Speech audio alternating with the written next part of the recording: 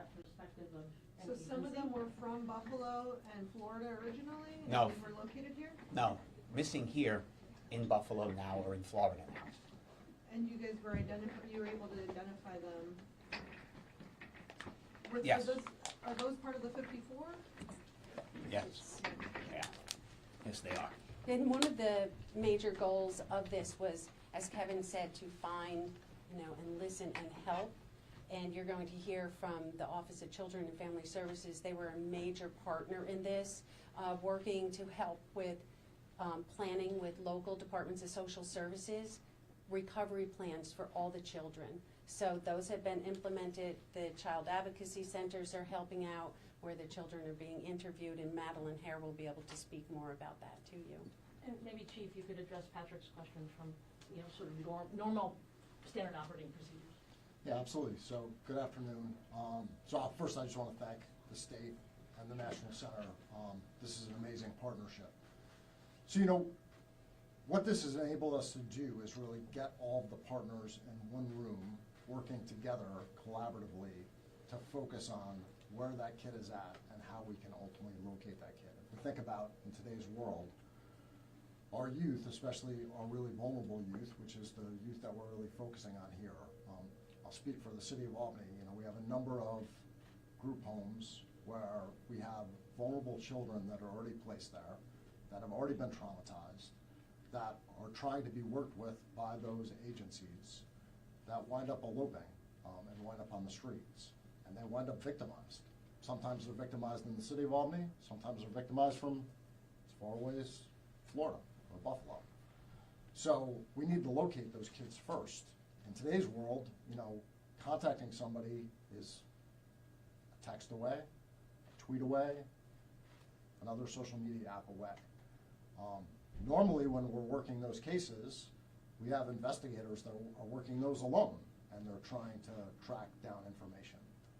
But over the last 3 days, we've had representatives from 50 agencies out there, 50 agencies on the floor working together from all walks of life. So from private industry, from social services, from child protection, from law enforcement, from probation, that are all able to talk, share information, and learn real time where somebody is at, and then make connections wherever that youth might be, and be able to go out and, like Kevin said, find, locate, and then start to try to build a relationship. So we have a lot of follow-up work to do, like for the 38 from Albany, we'll have a lot of follow-up to do, and we have detectives out of our Children and Family Services unit that do an amazing job of building that relationship afterwards. But there was a lot of pre-planning work too to be done, because a lot of the youth we're talking about are youth that have ultimately eloped from those facilities, and not all of them are from facilities, but a lot of them are, that have left those facilities before.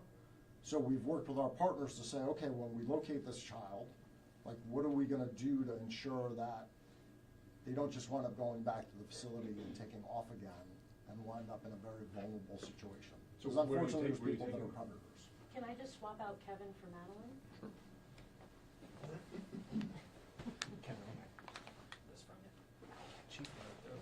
And then Chief, maybe actually Chief will squeeze you in. Where do they typically go? Like you've done everything, you've located the child, and then you. So a lot of that's gonna be on a case-by-case basis, depending on what is the situation with that child, what that situation is with that child's family, why they are at the location they're at, and then what else is available. But because there's communication between all of the partners, we're able to at least try to figure that piece out, rather than just do the same thing that we normally usually do, which is, all right, we'll just bring the kid back and roll the dice, which we shouldn't do.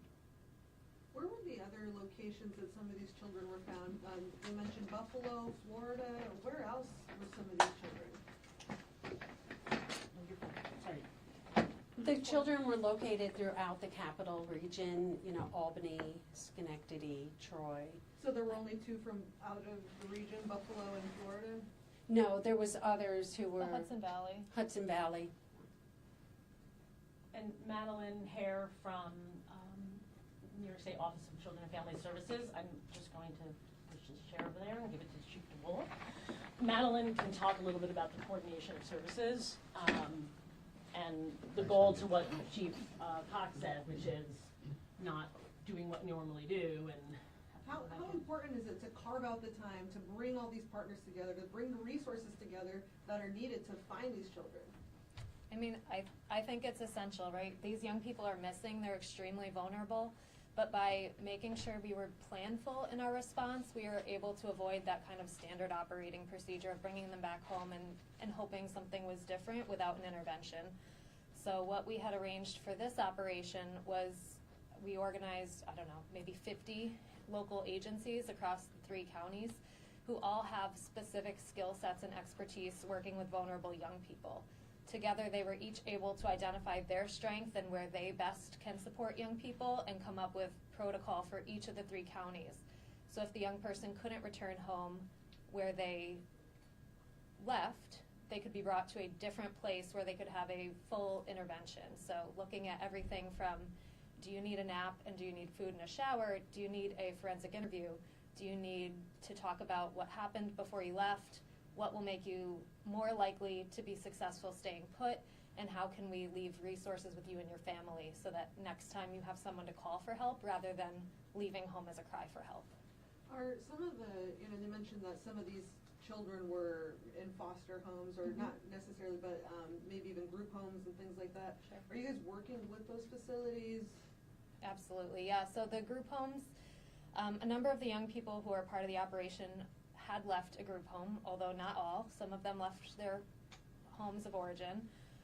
And all of our local voluntary agencies were actively involved in the process, both before the operation, trying to close cases where it was a matter of record keeping, and then even now during the operation, being available, receptive, supportive, and doing that kind of intervention for the young people when they're returned back to their care. And what kind of work is being done with these group homes? Any early indications from any of these victims that kind of signify why they might have left these homes? Because we've had tips before, and I've heard, from different people who, reach out to us saying, there's one specific one they mentioned where food had been locked away, that, they didn't have easy access to food, and, some people were not very, responsive to some of the children's needs, and I just want to make it clear that that's not specifically addressing that situation, so Right. Madeline is going to talk more broadly. right, Yeah. that's exactly what I was hoping for. So I could say that, we've been working with these programs both in advance and during the operation to try and make them places where young people want to be, knowing that not a lot of young people choose foster care placement, right? So it's always the uphill sell. I would say that if anyone has concerns about group homes, you should call the Justice Center. But it's really working with each specific youth on what their experience and vulnerability is and how can we help meet that youth's needs so they feel safe to stay. Maybe Chief DeWolf, you could talk a little bit about your perspective from Troy. So we have several group homes as well. One of the bigger ones is Vanderheiden Hall, and we actually have a very good relationship with them. They have several houses, homes throughout the city. But I think that this process that you guys all went through over the past 3 days, I mean, it's been great. And we had 11 cases that we brought to the table, and we found 10, and we're working on the 11th now. That is the one from Florida. So it's been a huge success, and I think that a lot of it has to do with the fact that whether you think it's happening or not, there are silos within the for every agency, and you don't think it's happening, but it is, and information just isn't shared, and it's just not passed along like it should be. And you have a process like this where everybody gets together and you can really get some great successes. So I'm thankful that our department was able to join you and that we found 11 people that were missing, or 11 vulnerable children. So that's great. And I think, Cindy, that goes to talking about our ability as the state, right, to bring people together and convene. Right, and that was the key point of having this collaboration, breaking down those silos, and having people all in the same room working on these cases. Last year, New York State had just a little over 12,000 missing child reports to law enforcement, and of those, 50% of those reports were for children who had multiple missing episodes. So Actually, about 1,700 kids are responsible for 50% of those. So that's what we're really trying to focus on, addressing why are those children leaving, why are they going missing, what's the pull factor, what's the push factor for those, and then with the help of Madeline and the Office of Children and Family Services to be able to find out those whys and provide the services and supports that those kids need. And that's the most important part of this operation. And if I could also add, folks are familiar with the response to trauma being fight, flight, freeze. What these kids are doing is flight. They are taking a very well understood response to trauma. So it's not necessarily that something's terrible about where they left. It might be that they're leaving because they are using the coping mechanism that we all have as humans, which is that fight, flight, freeze. So we're really working with our partners to make sure that we are seeing these young people as traumatized individuals who need support and not kids who need to be punished for having bad behaviors. And Yeah, I would like to add just one thing, having that collaboration, because on each team we had 4 teams, investigative teams, the way we broke up the cases for Albany, Troy, and Schenectady. And on each team we had a member of social services. We had someone from the county probation. We had the local PDs. We had the national resources, National Center for Missing and Exploited Children. And all of these resources coming together is what was key for them to be able to solve these cases. These are kids. I mean, at the end of the day, we think about childhood and we think about brain development and we think about growing up, how difficult that can be for any kid who has all the support in the world, how many of the different things that can happen. If we start talking about our kids that are already hitting vulnerable marks and might actually not have the support they need and are in an unfamiliar environment, fight or flight, that comes in, all of a sudden they're out in the street, they're in a vulnerable position. We have people, we talked about it in a couple of our meetings beforehand. People talk about the traditional definition of human trafficking. We're talking about kids who do wind up being trafficked in a non-traditional way that we talk about the definition, where somebody all of a sudden says, hey, I've got this vulnerable kid, I can take advantage of them. They wind up traumatizing them even more. That winds up sticking with them for their life. It winds up becoming a lifelong thing. We need to stop that cycle from happening. This gives us the opportunity to do that as partners. Talking to my team on the floor when I got here today, they talked about how impressed they were with the connections they were able to make with this innovation, with this being put together, of now knowing that somebody else is just a phone call away. Even if they're headquartered out of halfway across the country, they now know, from Kevin's team, they know they can call one of Kevin's team and be like, hey, this is what I've got going on right now. How do I do A when they need a resource? So, this is about making sure we have the resources to bear when we need them to go ahead and help that most vulnerable people in our society, which is what we are charged to do. What is the age range of the kids that have been recovered, and also, that's generally the age range. And also, how many people, when this was done in Buffalo, maybe someone can speak to it, how many kids ended up running away again? Or are you keeping track of that? Because I would imagine this is an issue that, a kid runs away once, they may do it again. Yeah, sorry.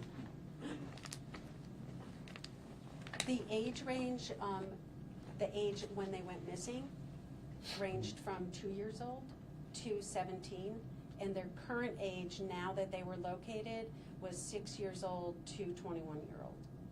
So some people have been missing for as long as 4 or 5 years. Yes. That was the 2-year-old was a non-custodial parent, And not a runaway. And any indication of something bigger happening here? Any human trafficking rings cross country or cross state lines? I wouldn't say that, at this point, no. There's none of that. But human trafficking across state lines is the more rare, I would call, in human trafficking. This is more, it becomes a romance human trafficking, where the vulnerable girl will the guy will find the vulnerable girl, show love to her, show affection, and then convince her to do this for him. And then that's how she becomes trafficked. that we see a whole lot more. We're, the police departments, their investigators are working on cases that are gonna fall into that category. And I think that's what Chief, Yeah. you were referencing earlier. Yeah, I mean, we wind up with cases, far too many, no cases acceptable, but far too many cases where we have these vulnerable children wind up on the street, and somebody realizes they can take advantage of that situation, offer you food, shelter, whatever else access to, in return for something that they have no right to take. Is the current national climate kind of causing a problem for families that, their kid has run away for whatever reason, and they don't want to have contact with law enforcement at this moment because they're afraid of their immigration status? We serve everybody in this city, as I know the city of Troy does, so no one should ever be afraid to call the police in this city, in this region, or in this state. And I think it's also important to know that any of the services that we provide, particularly through victim assistance programs, OCFS, regardless of status, immigration status, and that's what we really want people to know, is that those services are available, and they should be accessed if they're needed. Can anyone shed light on the last time there was an operation similar to this, bigger, smaller, about the same here in the state? Yeah, the last one we did was in Buffalo in September. That was smaller than this operation because we were only dealing with one county. It was Erie County, and specifically Buffalo Police Department and Amherst Police Department. It was very successful. It was our first one. We held it at the Buffalo Child Advocacy Center. They accommodated us for the space for that.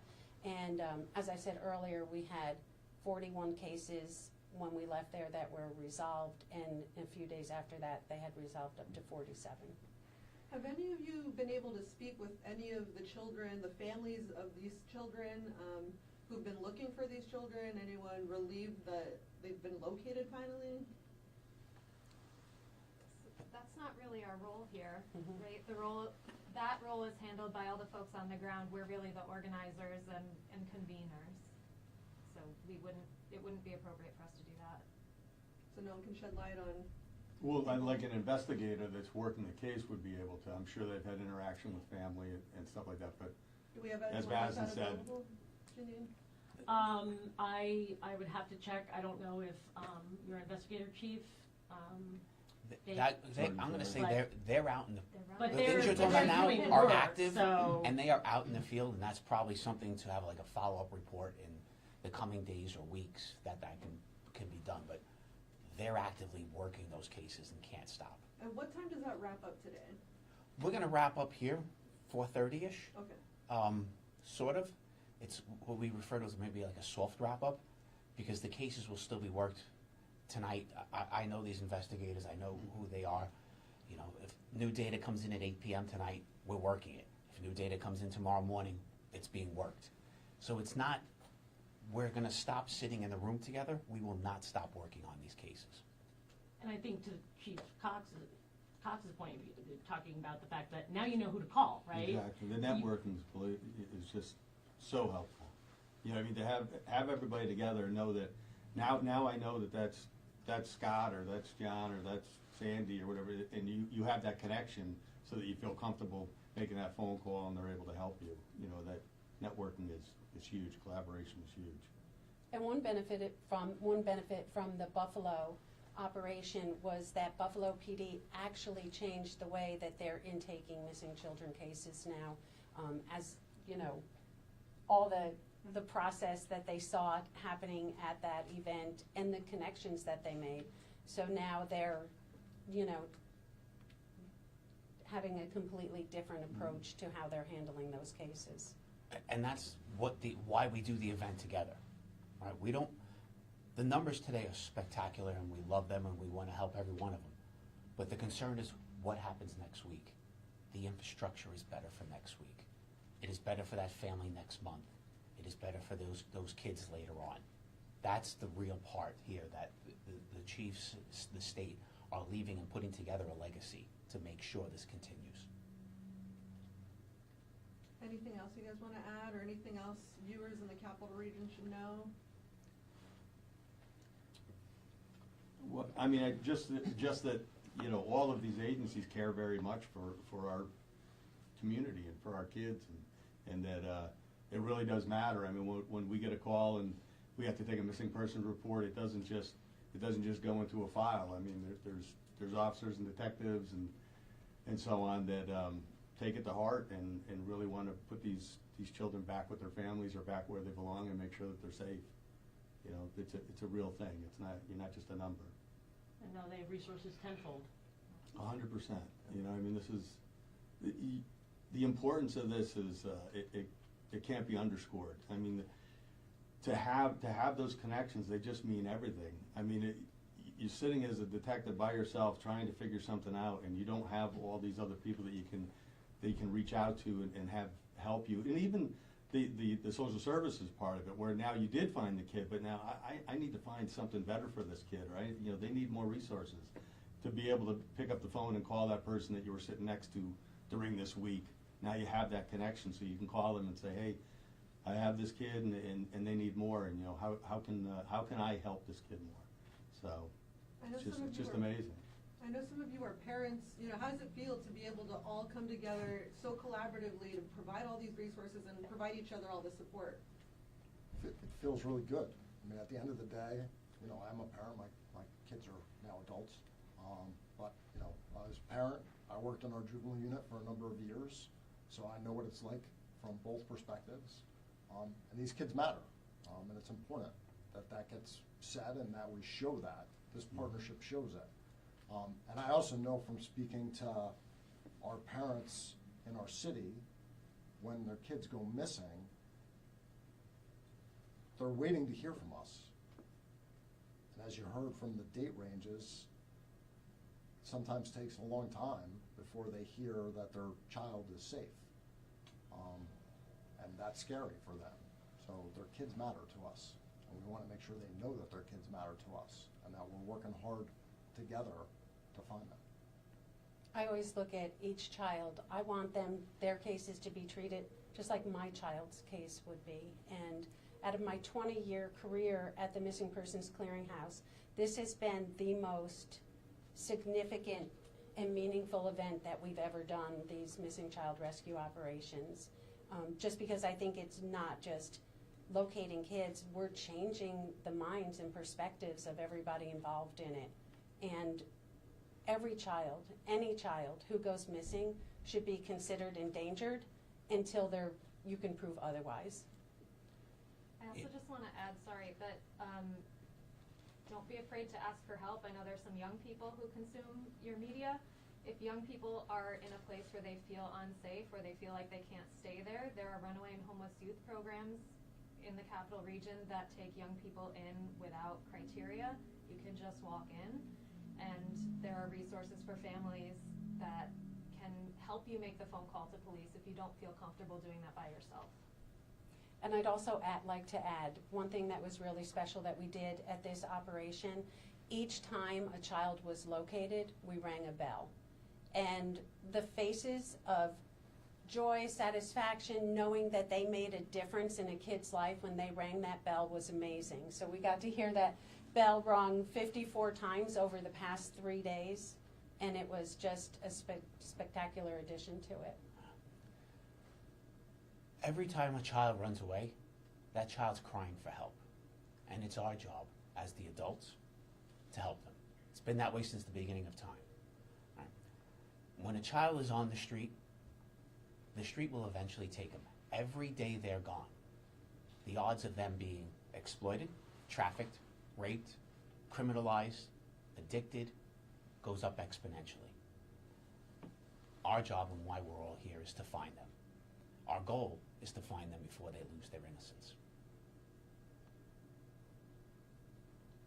We'll wrap up. These guys are here though, if anybody wants them one-on-one. All right? Thank you, guys. Thank you very much. Thank you. Thank you. Thank you. I can't thank you. Bye, Cindy. Grab that microphone back from there.